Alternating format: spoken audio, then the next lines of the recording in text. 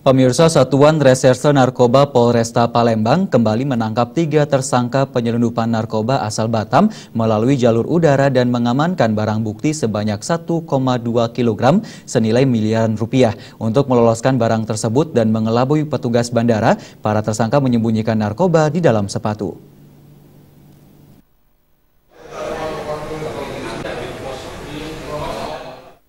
Ketiga tersangka berinisial BS, ZF, dan EF sebelumnya berhasil ditangkap polisi saat keluar dari pintu kedatangan Bandara Sultan Mahmud Badarudin II Palembang.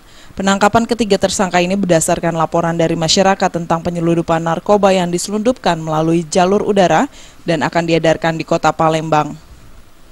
Agar tidak tertangkap saat di bandara, para tersangka menggunakan modus dengan menyembunyikan sabu di dalam sepatu mereka. Dari tangan kurir narkoba lintas provinsi ini, polisi berhasil mengamankan sedikitnya 12 paket sabu seberat 1,2 kg senilai 2,5 miliar rupiah asal Pulau Batam.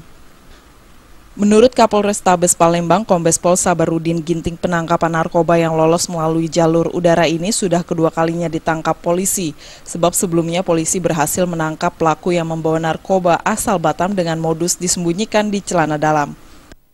Jadi ini yang kali kedua ya, jalur lewat udara masuk ke Palembang untuk pelaku narkoba. Yang pertama dulu dikemas di dalam celana dalam, ya itu juga tertangkap oleh kita, dan saat ini 3 tersangka mengemas, menyembunyikan narkoba itu di sepatu, ya di sepatu masing-masing 3 tersangka tersebut. Total berat daripada narkoba jenis sabu-sabu ini diperkirakan 1,2 kg. Kini untuk mempertanggungjawabkan perbuatannya, para tersangka terancam pasal 114 tentang narkoba dengan ancaman maksimal hukuman mati. Dari Palembang, Sumatera Selatan.